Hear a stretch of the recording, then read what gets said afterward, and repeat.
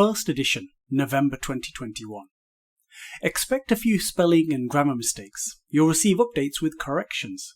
I wanted to get this book published to the tight timeline of Diwali 2021. Foreword. On what date did or does Bhangra die? I don't know precisely. Depending on when you experience this book, it's about the past, present or future. I recognise that some may be offended with even such a notion of the mere suggestion that Bhangra has or will one day die. If you are offended, then it's you I want above all else to understand the concepts here. If on the other hand, you are not emotionally impacted by such a proposition of Bhangra dying, then for as long as you have any interest in human thoughts, ideas and behaviours, I am sure you'll continue to find this interesting. My proposition in this book is that South Asians are an overly inactive demographic in the UK. What? What's that got to do with Bhangra dying? We'll get to that. You may be in shock, that's part of the change. Whether it was the title of this book, the cover, or both, there surely are many people who will be in shock. Well, I want you to know that it's okay to be in shock. Shock is the first stage of change. And if I have shocked you enough for you to want to continue through this book, then we've already made great progress. What I ask of you is to consider some questions, including, why are you shocked? Do you believe so strongly against the title of this book that it fills you with rage, anger, or want to have an argument? And what are you going to do with that feeling, that energy? I hope that before dismissing the information or lashing out, that you will complete this book and then decide, rather than having an impulsive reaction. According to Kubler-Ross, when we are confronted with information that causes change, we move through the 7 stages, meaning that very few of us receive new information and just take it on board immediately. I will illustrate how some of the thoughts and behaviours at each of these stages may show up for you. Those stages are 1. Shock. We think, no, that can't be true. I mean, it's ridiculous. How's that even possible? 2. Denial. With even more information, we choose to ignore details and facts and think, well, yeah, but I still think that, or my least favourite, so what? What difference will this make? 3. Anger or need to blame. We feel as though the messenger has burdened us. Often the messenger might want to respond with, don't shoot the messenger, or I'm just passing on the information. Yeah, don't shoot me. 4. Bargaining and self-blame. Some degree of thought, such as, why didn't I notice this before myself? Maybe some of it's true and other parts not. And, wow, am I really one of the stupid ones? 5. Confusion. Thoughts show up like, I still don't think I understand, or how can this and that be true at the same time, or something still doesn't quite add up. 6. Acceptance. As long as the logic is fairly sound, we have thoughts such as, okay, I think I know now. 7. Problem solving.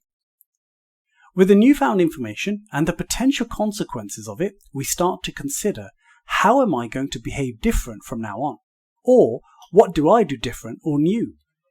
Or even better, with this information, what challenges, problems or opportunities can I help to address? If you started this with the popularly held belief that Bhangra, spelt the conventional way, is a thing, and also that other than it's something that people do at parties or shows, it's of no significant consequence, then it's my purpose to shift you from that position. Hopefully towards thinking, wow, there's a great opportunity here to do something about this big problem. A big problem that affects all of us. Contrary to popular belief, is the mainstay of this book. It is here to challenge a bunch of popular beliefs.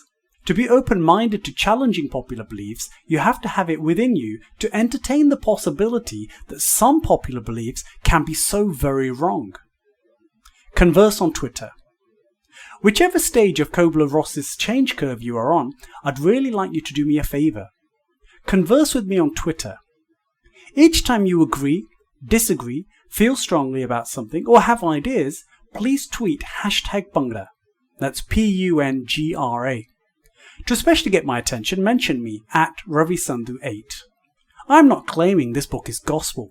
Instead, please see it as a conversation starter. one that will trigger opportunities for increasing all of our knowledge, or towards improving the way we look for solutions to modern age problems. The why. Part of the reason for this inactivity in our society is a lack of access to opportunities and associated inequality. That's not lost on me. However, the focus of this book is to shine a light on a different elephant in the room. The other issues that need to be addressed before we can really move forward. Those issues relate to attitudes, biases, and ignorance. This book is not about Bhangra specifically. It is about excessive pride and the harm that pride does, which often goes unnoticed. It's a lesson in critical thinking. I hope it will teach you how you can broaden your mind and the mind of the community to lead us all towards a healthier future. What is it that I'm trying to do? Be controversial? My mission is to help increase people's health, fitness and happiness, with special attention to Punjabi music and associated movement from Punjabi culture. This book is not meant as a brochure for Bhangra, but more like a manifesto, with an ambitious call to action. I have one request. Please keep an open mind. If you're already thinking, I know Bhangra, I've seen this all before, that's an example of not keeping an open mind, and instead the consequence of confirmation bias. It's not your fault, it's likely the fault of your reticular activating system. Rectangular activating what? If it's not something you've heard of, it's okay, you're not alone. Believing without knowledge is naive and ignorant. Continuing to believe the same things with new knowledge is narrow-minded and stubborn. This book isn't about Bhangra, it's about transformation.